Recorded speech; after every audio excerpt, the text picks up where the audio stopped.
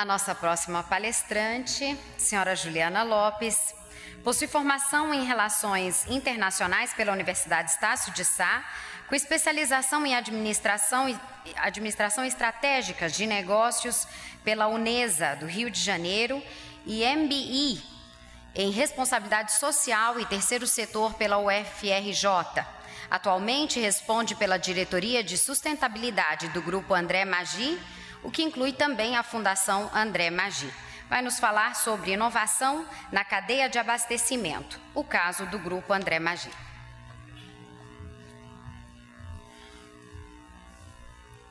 Boa tarde. Bom, quando convidaram a gente para fazer a apresentação, a primeira coisa que me veio à mente foi o que eu vou falar sobre inovação. Porque na hora que apareceu, a gente logo imagina algumas questões ligadas à tecnologia, o que a gente vai fazer. Eu pensei, bom, eu posso levar o tablet que o pessoal está implementando no campo. Não é isso que eles querem. E aí fui pensando exatamente o que eu poderia trazer, de onde que eu aprendi o que é liderança e inovação. E eu aprendi na própria empresa. Eu tenho grandes exemplos e resolvi trazer para vocês. Só para considerar aqui, para a gente ter uma ideia geral, porque depois eu vou contar mais história do que falar da empresa como uma atuação. O Grupo André Maggi, ele tem como visão ser referência em desenvolvimento sustentável. Isso ocorreu na discussão sobre missão e visão em 2006, dentro da empresa. Era a época que eu estava chegando, inclusive. E eu vi todos os diretores, acionistas, funcionários discutindo sobre qual seria a missão e visão da empresa. E eu tinha 2 meses de empresa. E eu fiquei me perguntando, o que será que vai sair daí? Quando terminou e apareceu como a gente quer ser referência em desenvolvimento sustentável, eu realmente não esperava que essa seria a visão escolhida. Porque era um desafio muito grande. Era a gente falando de agronegócio e a gente ainda não entendendo o que seria esse desenvolvimento sustentável dentro do setor do agronegócio, dentro do setor soja. Bom, atualmente o grupo tem uma receita operacional líquida aí de 4 bilhões de dólares. Quando eu entrei, 2 anos depois, a gente estava comemorando o primeiro bilhão. Então, em menos de 8 anos, a gente saiu de 1 bilhão para 4 bilhões. Isso deu 6 anos de diferença. Eu lembro de eu comemorando o primeiro bilhão, sem a gente ter noção de onde a gente podia chegar. Tinham 1.800 funcionários, atualmente a gente tem 3.900. A gente assinou alguns compromissos institucionais e eu lembro muito bem, antes da gente assinar, que o presidente perguntou para mim, Juliana, mas o que a gente já faz? Porque eu só vou assinar se a gente tiver certeza que a gente pode fazer, ou que a gente já faz. E aí eu tive que criar uma métrica matemática louca para dizer qual percentual que a gente estava atingindo de cada compromisso. E ele colocou um desafio para mim. A gente só vai assinar quando a gente já estiver fazendo pelo menos 75%. Antes disso, a gente não assina.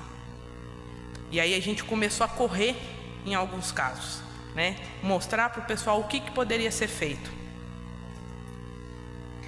Bom, a nossa empresa começou como um produtor rural, o seu André Maggi, que saiu daqui do Paraná com o objetivo de ter o seu plantio de soja no Mato Grosso.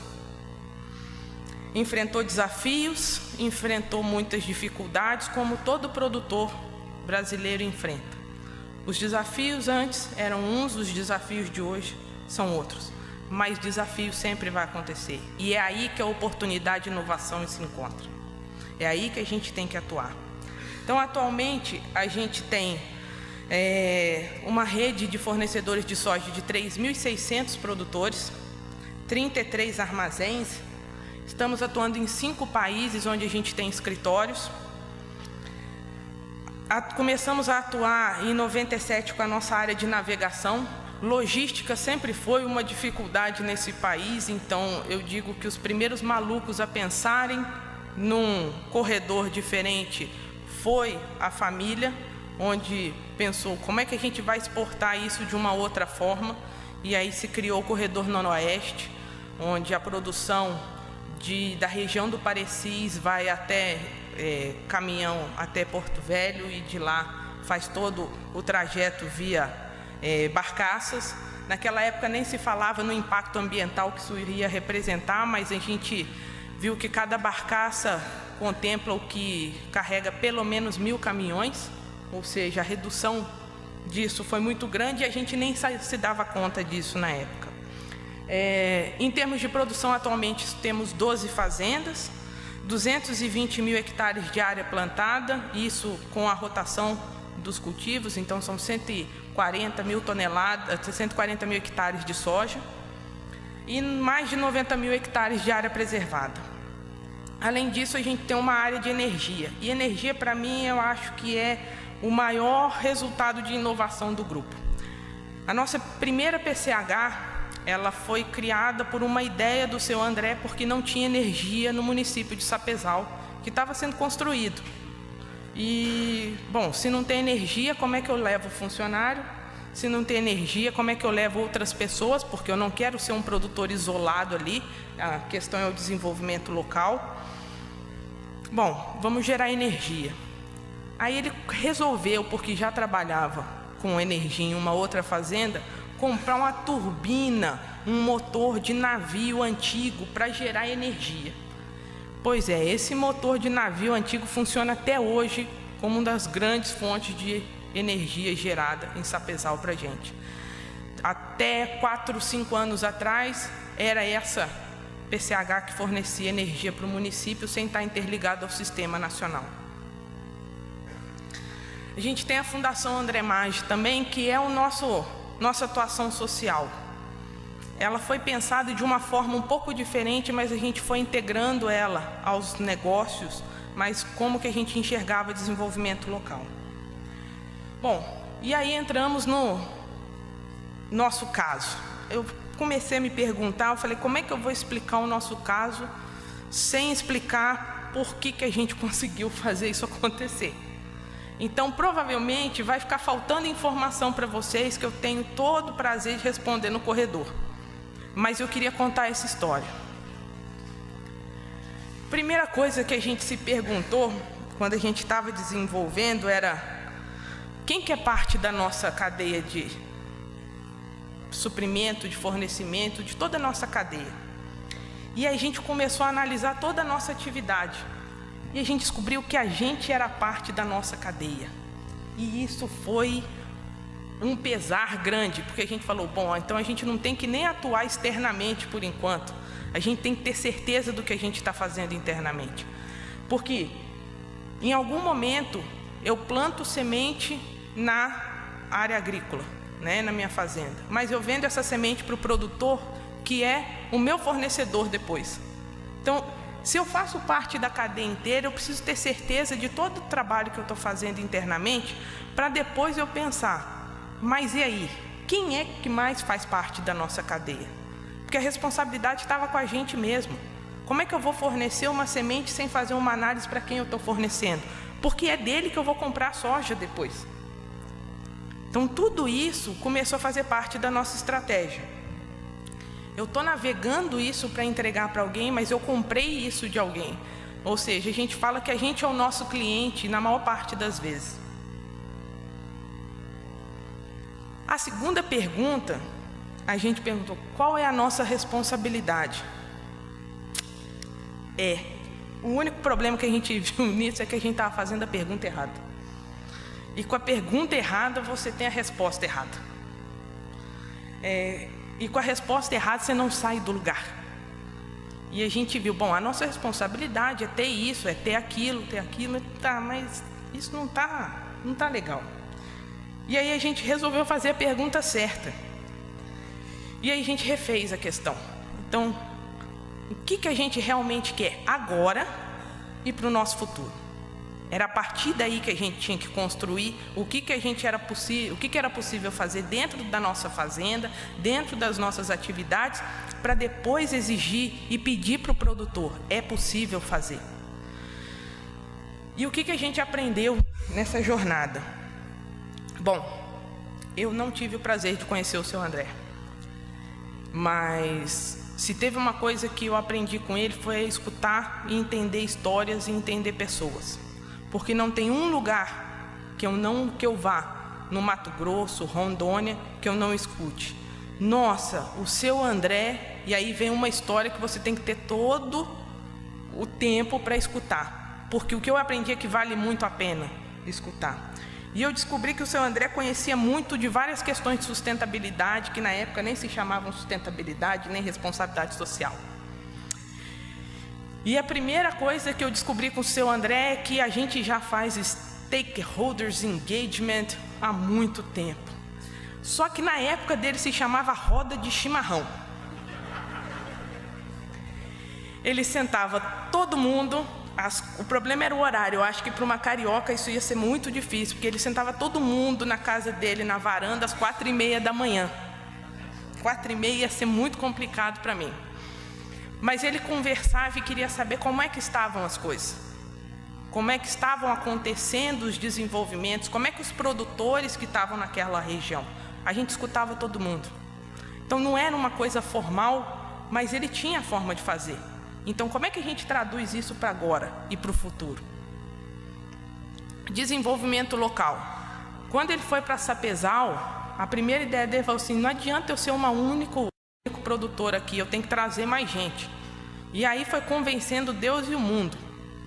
Eu digo que a gente não poderia falar isso, mas ele levou várias questões para a cidade, desde a construção da primeira delegacia de polícia, a primeira escola, o primeiro hospital, tudo, inclusive a primeira zona, porque senão não manteria as pessoas lá durante um tempo. Então ele descobriu como é que era manter o local em funcionamento. Agora o importante era que ele sempre falava acima de 18 anos, o que eu achei fantástico, porque naquela época, imagina, já falar de trabalho infantil, né? Então a gente sempre trabalhou certinho e nunca soube. A outra questão era reconhecimento. O que a gente faz precisa ser reconhecido, assim como todo mundo que trabalha para a gente precisa ser reconhecido, assim como todo produtor que trabalha e entrega para a gente precisa ser reconhecido. Às vezes o reconhecimento é só um tapinha nas costas. Às vezes o reconhecimento é só de a gente sabe o trabalho duro que todo produtor rural no Brasil tem, mas a gente não tem a fala. A gente não reconhece na fala, a gente penaliza. Talvez isso fosse o maior reconhecimento para o produtor brasileiro.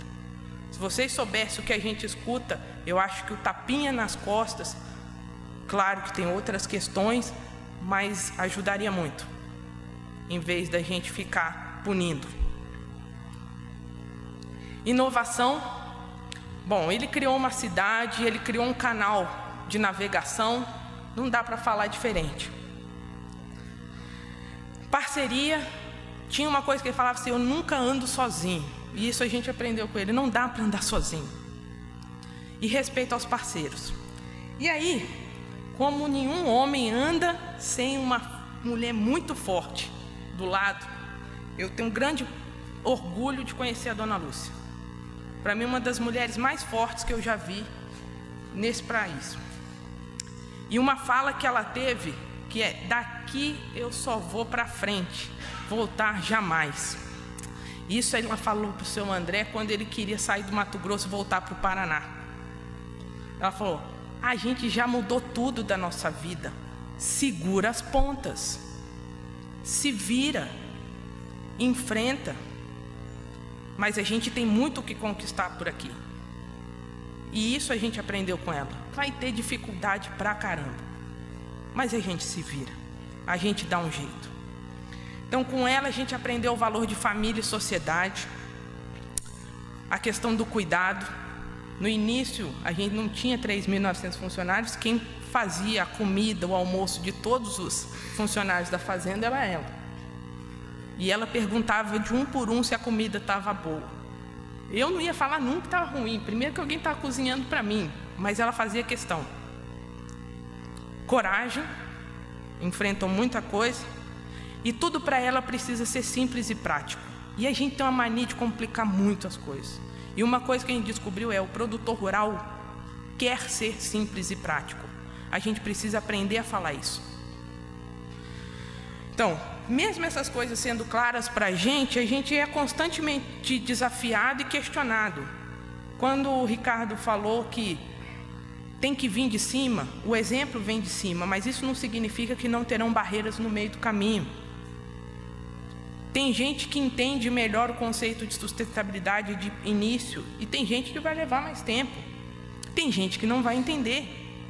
E a gente tem que estar preparado para lidar com tudo isso. Então, e aí a gente entra na parte dos nossos produtores.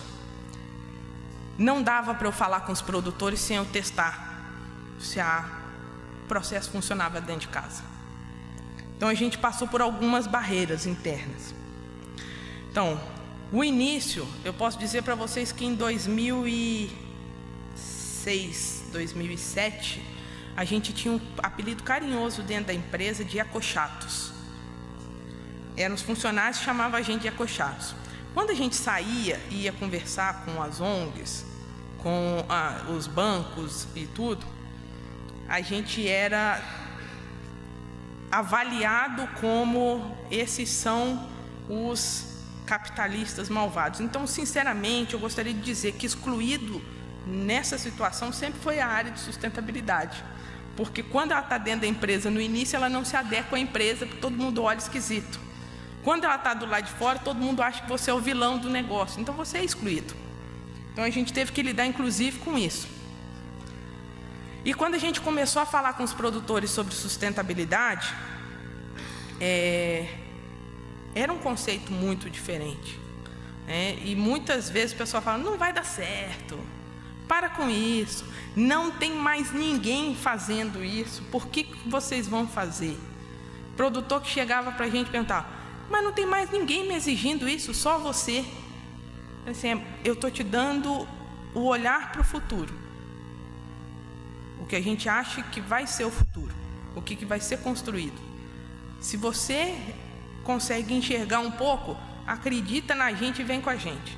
Então eu posso dizer que muito do que a gente conseguiu caminhar foi porque os produtores confiaram na gente.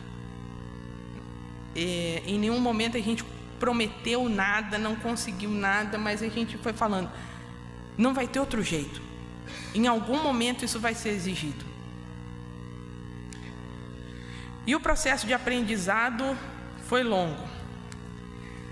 Nós temos nossas linhas de atuação estratégicas atuais, que não é muito diferente do que a gente já viu dentro de alguns pontos básicos da RTRS, do que se aplica no mercado, como não ao trabalho escravo, não à interferência de áreas indígenas, áreas de proteção, não ao trabalho infantil, áreas embargadas. Mas isso é tudo. Então a gente está sempre se desafiando como fazer mais. Então, o grande ponto é que a gente nunca está satisfeito. O pessoal fala assim: a Juliana não se contenta. Quando a gente acabou, eu comemoro o dia seguinte e falo: olha, agora já dá para fazer mais um passo. Porque é assim que a gente mostra o quanto é possível. Então a gente desenvolveu, claro, que além disso, todos os processos de garantia para o nosso cliente. Então entra aí todo o processo de certificação, onde a gente tem 3 certificações mais voltadas a questões socioambientais, além de questões de certificações de qualidade, certificações de gestão. Mas isso tudo é um processo, porque vai chegar num ponto onde o que eu consegui agora, eu quero mais. Se é possível fazer mais, vamos fazer mais. Eu não tenho filho, não tenho pretensão de ter filho, Todo mundo faz assim: já passou, graças a Deus, a gente está evoluindo. Mas eu juro para vocês que eu quero deixar para todo mundo que está vindo por aí um ar limpo, água limpa e condições de moradia justas. Então, se a gente quer isso para os que vêm para frente, a gente tem que se desafiar também. E qual que foi o nosso aprendizado com a RTRS? Bom, primeiro foi o processo multi-stakeholder. Eu nunca aprendi tanto sobre como a gente é diferente, como a gente é igual, quanto eu aprendi no processo de discussão com os produtores de soja, e é que eu vou falar o nome do AX. Porque a situação é totalmente diferente. Eu não consigo imaginar, gente, meu sonho é ir para a Índia conhecer, porque eu não consigo imaginar uma produção de soja de 1 hectare. Eu saí do Rio de Janeiro sem conhecer o que era pé de soja, há 9 anos atrás quase, fui conhecer no Mato Grosso. E aí você já vê o mar de soja. Se eu olhar que é 1 hectare de soja, eu não consigo entender o processo produtivo. Mas eu entendi a importância de se fazer uma boa produção agrícola, seja aqui, seja na Índia, seja na China, nos Estados Unidos. Aprendi muito. Eu e o João, que está aqui, que já nos abandonou. Mas essa é outra questão. Não foi para o concorrente, foi para um grande amigo, então a gente deixa. Para uma ONG, o que espantou todo mundo, dentro da empresa, mas foi ótimo. Diferentes cenários para a produção de soja. É possível sim produzir de soja de forma responsável, e não dava para eu levar para os produtores o que era possível fazer se eu não tentasse em casa. E não pensem que fazer em casa foi fácil. A gente já estava desde o processo inicial de produção agrícola, a gente começou a RTRS, as discussões, mas tenta levar isso para o campo. Dá dúvida. A legislação ambiental brasileira é linda, gente, mas difícil de entender que, pelo amor de Deus, eu preciso de uma pessoa só para entender aquele negócio, tentar traduzir para o restante da equipe. De 2012 para 2013, houve 13% de alteração na legislação ambiental do Brasil, ou seja, na hora que você entende, ferrou, tem que aprender de novo. Então, você tentar isso em casa, você identifica quais são os problemas. E aí você vai para o produtor. E aí que você acha que você aprendeu tudo, agora é só implementar, aí você vê com outros desafios. Porque você tem que apoiar o processo desse produtor que você já sabia como fazer dentro de casa. Só que a cultura dele, a forma de produzir dele pode até ser semelhante. Mas eu estou lidando com um produtor que às vezes trabalha com poucos funcionários, outro produtor que é dono da propriedade e deixa um gerente. As realidades são totalmente diferentes. Eu preciso aprender a trabalhar um por um. Não dá para botar tudo numa máquina e falar, faz tudo do mesmo jeito. Não vai funcionar. Mas a gente conseguiu. E o principal, com parcerias. Não dava para fazer isso. E aí aqui eu preciso agradecer. Sem a Aliança da Terra, sem o Solidariedade, sem o IDH, a gente enfrentar esse desafio. Foram 3 parceiros que a gente teve para esse processo. Então, em 2012, a gente conseguiu 40 produtores certificados com 320 mil toneladas. 2013, 54 produtores com 373 mil toneladas. Desses 54, 39 são os mesmos 40 produtores. Agora, vocês não imaginam o suor que foi só para dar essa aumentadinha de 50 mil toneladas, viu? Porque são 15 produtores a mais para dar essa diferença. E a gente foi vendo que estava muito fácil antes. Daqui para frente é que o negócio vai apertar. Porque aí eu tenho que espalhar ainda mais. Eu preciso de time para fazer isso. Por isso que eu agradeço muito a Aliança da Terra, que também fez um trabalho fantástico para a gente. E agora a gente se pergunta, e para o futuro? Eu sei que já esgotou, aqui pisca, eu não sei se vocês sabem, mas pisca 15 minutos, 10 minutos, 5 minutos, dá um suadouro danado aqui, mas já acabou o tempo. Estou ignorando aqui, até elas tacaram um sapato em cima de mim. Para o futuro, a gente precisa de mais parceiros. Então, eu agradeci aos que estavam aqui, mas eu queria chamar todos vocês para serem parceiros nossos. A gente tem uma discussão muito grande, e isso já foi dito aqui, de que o produtor precisa fornecer e só lá no final é que alguém precisa recompensar, pagar, prêmio. Aí cada um usa o nome que quiser, minha gente. O grande ponto é qual o valor que cada um está agregando nesse negócio. Empresas de insumo, financeiras, logística, tradings, e aqui eu estou falando como uma trading, como uma produtora, cada um precisa agregar valor a isso. Não depende de um só. Então a gente realmente, para fazer isso, precisa de parceiros. Não é só parceria no papel não, tá, gente? Porque para trabalhar no campo tem que trabalhar, botar botina, não dá para ser diferente. A gente tem que construir um senso de somos um único mundo. Não dá para eu pensar que, quando eu penso na produção agrícola do Brasil, que eu não estou pensando no mundo. Porque a gente está fornecendo para o mundo. O mundo está comprando da gente, a gente é um único mundo. Não dá para pensar em dicotomia. A gente precisa se ver como único. A gente precisa ter resultados práticos para desafiar aqueles que não acreditam. Esse é o grande chave do negócio. Porque muita gente não acredita e muita gente trabalha o contrário. Então, vamos ver o que dá para abrir mão para fazer com que isso aconteça, com que a RTRS ande. Porque aqueles que não acreditam vão ser convencidos no futuro. Porque a gente precisa mostrar os resultados agora. Mas para mostrar resultado, todo mundo tem que fazer a sua parte. E faça com que todo mundo seja parte do que está sendo construído. O resultado não é só do produtor, não é só de quem compra, não é só do consumidor. O resultado é para as futuras gerações. Obrigado.